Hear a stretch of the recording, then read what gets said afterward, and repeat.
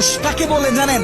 যে তার নিজের কলিজা ছেঁড়া কষ্ট ভাতের লোকমার সাথে প্রতিনিয়ত গিলে খায়, তাকে ছেলে মানুষ বলে। একটা ছেলে যখন বড় হয়, সে তার নিজের বাবাকে গিয়ে এই কথাটা বলতে পারে না, বাবা আমি প্রচুর পরিমাণে ডিপ্রেশনে আছি, আমি অনেক সমস্যার ভিতরে আছি, আমার একটু তোমার সাপোর্টটা দরকার, কারণ তোমার ছেলের তুমি ছাড়া এত আপন তো আর কেউ নাই। বাবা তোমার ছেলের মাথায় একটু হাত বুলিয়ে দাও, সামান্য সময়ের জন্য হলেও তোমার ছেলেকে একটু বুকে টেনে নাও। তুমি যদি একটু আমাকে তোমার বুকে টেনে নাও, তাহলে আমার কষ্ট অনেকটা কমে যাবে। ছেলেরা এই কথাগুলো কখনোই তাদের বাবাকে গিয়ে বলতে পারে না। ছেলেরা কখনো নিজের মাকে জড়িয়ে ধরে কান্না করতে পারে না, because people say boys don't Cry. ছেলেদের মুখে কান্না মানায় না, এ কারণে ছেলেরা নিজে কষ্টে পড়লে কাউকে একটু কান্না করেও বলতে পারে না। খুব খেয়াল করে দেখবেন, একটা ছেলে খাবার খাওয়ার আগে যে কখনো প্লেটটা ধুয়ে খাবার খায় নাই, এই ছেলেটাও নিজের সবটা দিয়ে চেষ্টা করে নিজের ফ্যামিলি, নিজের প্রিয় মানুষটার মুখে হাসি ফোটানোর জন্য। অনেক ছেলে দেশে পরিশ্রম করে, অনেক ছেলে প্রবাসে বছরের পর বছর নিজের ফ্যামিলি, নিজের প্রিয় মানুষের মুখে হাসি ফোটানোর জন্য পড়ে থাকে।